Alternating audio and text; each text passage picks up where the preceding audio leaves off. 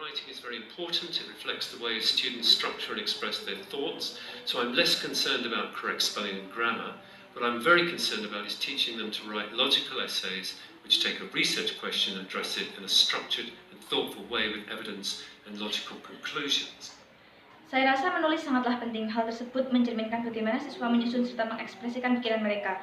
Sehingga saya tidak begitu memperhatikan ejaan dan tata bahasa. Yang saya perhatikan adalah bagaimana mengajari mereka untuk menulis esai secara logis yang memuat pertanyaan penelitian yang disusun secara terstruktur dan padat yang disertai dengan bukti dan simpulan yang logis pula. Now for researchers in the sciences, on the other hand, writing was less important. And the fact that students were writing in a second language was often treated as something very minor. If they have problems with language errors, that means they're not working hard enough.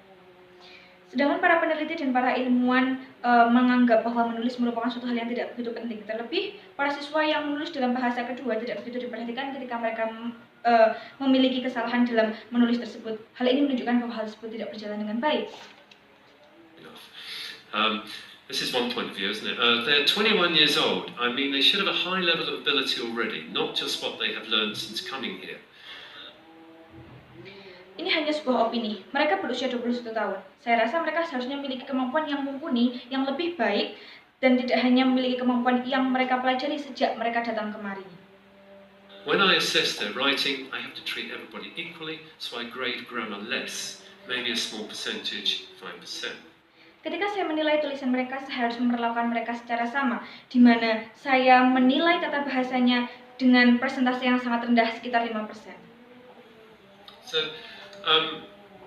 when I looked at the texts themselves, the kinds of feedback that people were giving, it was typically less frequent and more cursory in the science papers. So, generally just hurriedly ticked or grade rather than carefully read.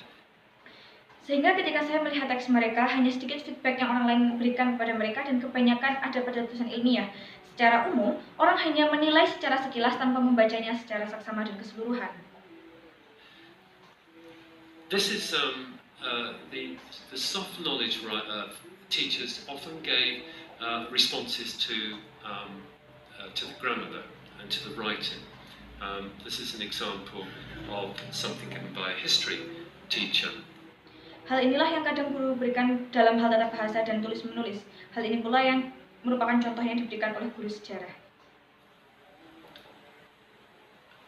And similarly, some from business. Avoid long sentences. Before you have control over sentence structure, use a single sentence for each point. This will allow readers to see your argument better.